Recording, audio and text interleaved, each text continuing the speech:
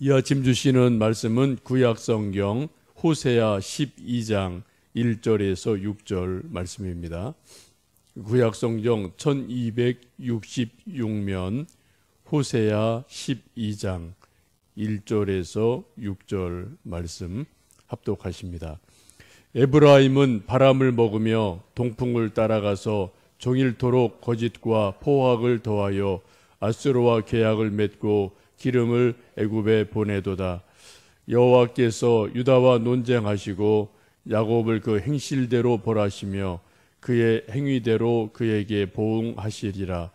야곱은 모태에서 그의 형의 발뒤꿈치를 잡았고 또 힘으로는 하나님과 겨루되 천사와 겨루어 이기고 울며 그에게 간구하였으며 하나님은 베델에서 그를 만나셨고 거기에서 우리에게 말씀하셨나니 여호와는 만군의 하나님이시라. 여호와는 그를 기억하게 하는 이름이니라.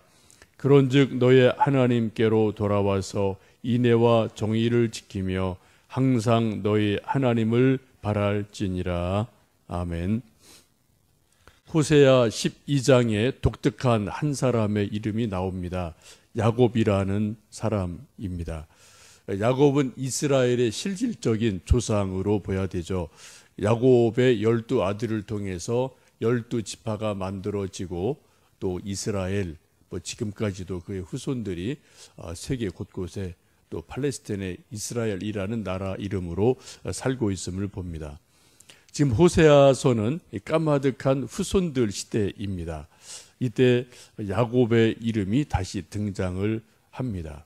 왜냐하면 이때 야곱의 하나님을 후손들이 버렸기 때문에 다시 먼 조상 야곱의 이름을 다시 기억시키시면서 야곱의 하나님께로 돌아와라, 그러한 메시지를 지금 호세아가 말씀하고 있습니다. 1절 2절 보시면은 에브라임은 바람을 먹으며 동풍을 따라서 종일토록 거짓을 행했다라고 말씀하는데, 이때 당시에 호세아 시대에 이스라엘 백성들이 마치 바람을 먹은 것 같다, 그런 표현으로 하나님을 떠나서 멀리 떠나 있다는 것을 말씀을 하죠. 그리고 2절 보시면은 하나님께서 이제 유다와 논쟁하신다, 그런 말씀이 있습니다. 하나님께서 인간과 논쟁하신다, 이게 말이 안 되죠. 너무 황송한 말씀이죠. 옛날에 왕이 어떤 저쪽 그냥 이름 없는 평민과 막 이런저런 무슨 일을 놓고 사건을 놓고 논쟁한다, 그 말이 안 되는 거죠. 논쟁은 비슷비슷한 나이나 실력이나 이런 게 비슷비슷한 사람이 서로 결론이 한다니까 논쟁을 하는 거죠. 그죠? 나이가 확 차이 난다든지 실력이 확 차이 나는 사람은 논쟁을 할 필요도 없고 논쟁한다는 게 말이 성립이 되지를 않습니다. 근데 지금 2절에 보시면 하나님께서 유다와 논쟁을 하신다라고 말씀을 하십니다. 하나님이 우리 인생과 논쟁을 하신다. 저나 여러분과 1대1로 하나님이 논쟁을 하신다. 이건 말이 안 되는 말씀인데 지금 그렇게 성경은 말씀합니다. 왜요? 하도 백성들이 하나님 말씀을 안 들으니까 하나님이 답답한 마음에 하나님께로 돌아와라, 권면하시기 위해서 논쟁을 하신다라고 말씀을 합니다. 이 성경을 보시면 이 선지서의 내용들이 대부분 그런 거죠. 하나님이 선지자를 통해서 논쟁을 하셔요. 근데 백성들은 꿈쩍을 하지를 않습니다. 하나님이 참 답답한 마음으로 계속 직접 간접적으로 설득하시고 논쟁을 하시지만 사람들은 예나 지금이나 참 꿈쩍하지 않는 게 우리 인간 같아요. 하나님과 논쟁에서 돌이킨 대표적인 사람이 야곱입니다. 사람이 살려면 이제 변화를 해야 되는데 이 변화를 못하면은 도태가 되어지죠. 근데 우리 인간은 어느 누구든 예나 지금이나 자기의 틀을 스스로 깨는 사람은 없습니다. 옛날 분도 마찬가지, 지금 사람도 마찬가지, 우리 모두는 철저한 자기 한계와 틀이 있어서 이 자기의 틀을 깨는 일이 불가능하게 되죠. 여러분 야곱의 인생을 한번 생각해 보시겠습니까? 형과 끊임없는 갈등이 있어요. 팥죽 사건, 아버지 속이고 장자권, 또 뭐 기도받는 사건. 그래서 형이랑 갈등이 있어서 집에서 쫓겨나갑니다. 쫓겨가면서 야곱이 고민하지 않았을까요? 왜 내가 이렇게 장자권에 집착을 하지? 왜 하나뿐인 형과 왜 그렇게 내가 갈등을 하지? 왜 갈등이 없었겠습니까? 20년간 처가살이 합니다. 사촌들과 외삼촌은 계속 갈등을 20년간 갈등을 해요. 그럼 갈등을 하면서 야곱인들 왜 고민이 없었겠습니까? 왜 내가 여기까지 처가살이 하면서 또 여기 와서도 갈등을 겪나? 그런 고민이 인간인 야곱에게 왜 없었겠어요? 자기가 좀 변하기를 그렇게 애를 쓰고 고민해도 자기 힘으로는 변하지 않는 것을 보고 아마 스스로 절망을 하지 않았을까 싶습니다. 우리 인간이란 존재는 모두 다 약점이 있고 한계가 있어요. 근데 이것을 아는 것도 대단히 위대한 일이죠.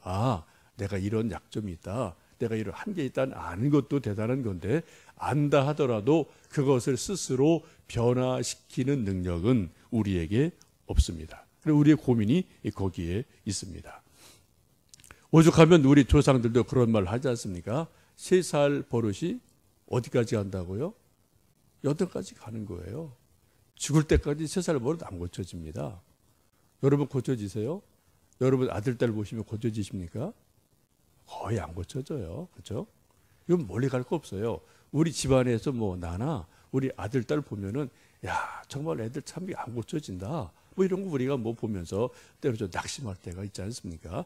인간이 뭐 그런 존재라는 거죠. 그래 부득이하게 어떻게 해요? 이제 바깥에서 깨뜨려야 돼요. 인간의 틀을. 그게 사건이고 사고고 충격을 받아야 되고 이제 성경에서는 하나님의 손길이 임해야 됩니다. 깨지는 것 아프죠. 근데 깨지는 것만큼 사람이 성장을 하고 성숙하게 됩니다. 야곱이 바로 그런 사람이죠. 야곱이 결정적으로 이제 깨어지고 변화되는 것은 약복강에서 하나님을 만나면서 야곱이라는 틀이 깨어지는 것을 경험을 합니다. 야곱의 대표적인 모습은 말 그대로 속이는 자예요. 하나님을 만나고 나서 이스라엘, 하나님과 겨루어 이긴 자라는 이름으로 확 근본적인 변화가 야곱에게서 일어나게 됩니다. 우리 인간이 경험할 수 있는 가장 큰 사건은 하나님을 만나는 겁니다. 창조주 하나님, 전능하신 하나님, 그 하나님을 이 피조물인 인간이 만날 때 누구든지 하나님을 정면으로 직면하고 만나면 깨지지 않을 수가 없어요. 그렇죠? 우리 하나님보다 강할 존재가 아니거든요. 하나님을 만날 때 우리가 근본적인 변화를 경험을 합니다. 사울이 그런 사람이었습니다. 청년 사울이 얼마나 강한 사람입니까? 율법사입니다. 바리새인입니다. 우리는 바리새인을 좀 지금 부정적으로 말하는데 훌륭한 분이에요. 정말 훌륭한 분들입니다. 어떻게 하든 세속에 물들지 않고 성경 말씀대로 살려고 무지 애를 쓴 분들이에요. 바리새인이라는 호칭을 받으려면 적어도 율법을 완전히 100% 달달달 외우는 사람입니다. 어떤 책 보면은 거꾸로도 외운다고 그래요. 이렇게 앞에서 성경 외우는 것도 힘든데 역으로 그걸 다 외우는 정도로 성경에 완벽하게 성경을 외우는 사람들이에요. 왜요? 그렇게 성경대로 살려고. 그런데 이제 예수님 보실 때 그게 이제 형식만 있으니까 이제 문제가 되는 거죠. 어쨌든 사울이라는 청년이 그러한 사람이었습니다. 그런데 하나님을 제대로 알지를 못해요. 결국은 다메섹에서 부활하신 예수님을 만나고 사울이 바울이라는 위대한 사도로 변화를 하게 됩니다. 이 전까지 부활의 예수님 만나기 전까지는 하나님을 하나님으로 제대로 알지 못했죠. 그러다가 다메섹에서 부활의 주님을 만나고 나서 충격을 받고 그리고 사울이라는 청년의 그것이 딱 깨져버리고 바울이라는 사람으로 거듭나는 것을 우리가 말씀을 통해 봅니다. 그때 충격이 얼마나 심했던지 3일간 식음을 전폐합니다. 밥을 먹을 수 없어요. 밥맛이 입이 안 땡기는 거죠. 너무 충격이 크니까. 그리고 눈에서 비늘이 떨어져 버려요. 그리고 비로소 새로운 것을 보고 이제 인생이 바뀌어지면서 그 청년 사울이 사도 바울로 바뀌어지게 됩니다. 오늘 성경에도 그러한 야곱의 모습을 그렇게 말씀하죠. 우리 한번 3절, 4절 말씀 읽어 보십니다. 야곱은 모태에서 그의 형의 발 뒤꿈치를 잡았고 그 힘으로는 하나님과 겨루되 천사와 겨루어 이기고 울며 그에게 간구하였으며 하나님은 베델에서 그를 만나셨고 거기에서 우리에게 말씀하셨나니 하나님께로 돌아와라 라고 말씀을 합니다. 우리 구약 성경에서 야곱 하면은 뭐 꾀돌이, 고집쟁이, 집착하는 사람, 욕심 많은 사람, 이런 것의 대명사가 야곱입니다. 그래서 태어날 때부터 형의 발 뒤꿈치를 잡고 먼저 자기가 나가려고 애를 썼던 것으로 성경은 말씀합니다. 이처럼 집착과 욕심이 강한 야곱이 결정적으로 인생의 변화를 겪게 된 것은 바로 약복강에서 일어납니다. 약복강은 아시는 것처럼 진퇴양난이었어요. 앞으로 가면 형이 400명의 군사와 함께 기다리고 있고 뒤에는 외삼촌과 외사촌들이 쫓아오는 진퇴양난, 인생의 가장 큰 위기를 야곱이 경험을 하게 됩니다. 그런 말이 있죠. 인간의 위기는 하나님의 기회다라는 말씀이 있는데 전적으로 맞는 말 같습니다. 인간이 여러 가지로 건강이든 돈이든 어떤 사건이든 위기를 만나는 것은 분명히 위기예요. 그러나 그것이 또 하나님의 기회임에 틀림이 없습니다. 바로 그때 앞으로 갈 수도 없고 뒤로 갈 수도 없는 그 위기에서 이 야곱이 하나님을 비로소 찾게 되고 위대한 약복강의 기도를 합니다. 그것을 4절 말씀 보시면은 천사와 겨루어 이기고 울며 그에게 간구했다라고 성경은 말씀합니다. 울며 기도했다라고 호세아서는 약복강의 기도를 한마디로 요약을 합니다. 야곱의 기도가 무엇입니까? 한마디로 말하면은 약복강의 기도고요. 약복강의 기도가 무엇입니까? 울며 기도했다라고 성경은 말씀을 하고 있습니다. 하나님도 우리 인간의 눈물에 약하신 것 같아요. 히스기야도 보면은 내가 내 기도를 들었고 내 눈물을 보았다, 이런 말씀이 있고요. 예수님도 겟세마니에서 기도하실 때 울며 기도하셨다고 히브리서는 또 말씀을 하고 있습니다. 우리 인간들도 자녀들이 아무리 애를 먹이고 마음에 안 들어도 또 실수를 해도 울면서 엄마 아빠에게 죄송해요, 잘못했어요 하고 울며 눈물 뚝뚝뚝 흘리면은 우리 사람들 마음도 다, 엄마 아빠 마음도 다 녹거든요. 그리고 또 다시 품어주고 또 필요를 채워주고 하는 것이 우리 부모들의 마음이지 않습니까? 우리 하나님께서도 우리 인생들이 하나님 앞에 정말 눈물을 뚝뚝뚝 흘리며 울며 기도하면 하나님이 우리 인생들의 눈물을 보시고 또 하나님의 그 마음을 새롭게 하시는 것을 봅니다. 하갈도 그래요. 방성 대곡하며 기도했다라는 말씀이 창세기에 보면은 나오고요. 우리 많은 믿음의 선배들 한나도 그렇고 보면 대부분 기도의 거인들의 특징은 하나님 앞에 눈물로 기도한 사람이었음을 보게 됩니다. 그런데 하나님이 야곱을 만나 주시고 이름을 이제 야곱에서 이스라엘로 바꾸어 주시고 그 만나 주신 곳의 이름을 베델이다라고 말씀을 하시면서 하나님의 집을 그곳에 지을 것을 약속을 하십니다.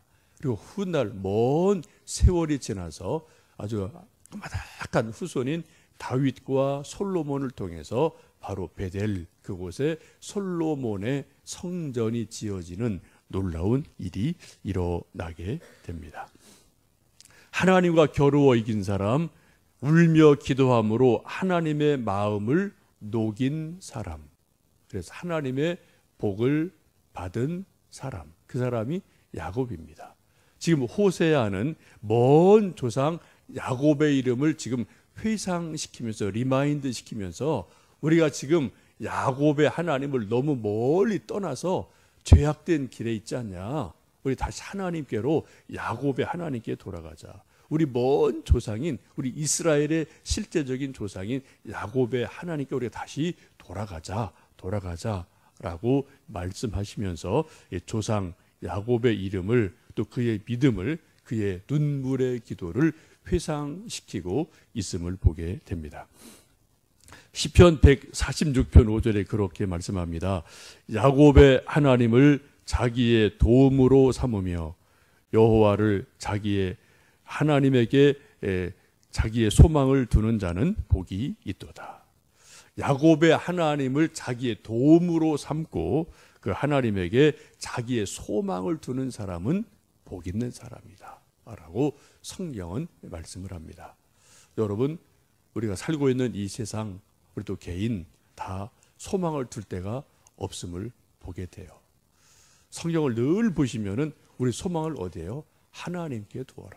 시편 42편도 그런 말씀이 있고, 쭉 성경 보시면 하나님에게 소망을 두어라 그런 말씀이 있는데, 이 아침 우리 기도할 때 하나님께 소망을 두고요, 또 야곱처럼 눈물의 기도를 통해서 우리가 또 은혜를 받고 은총을 받는 한 날 되시기를 원합니다. 함께 기도하겠습니다.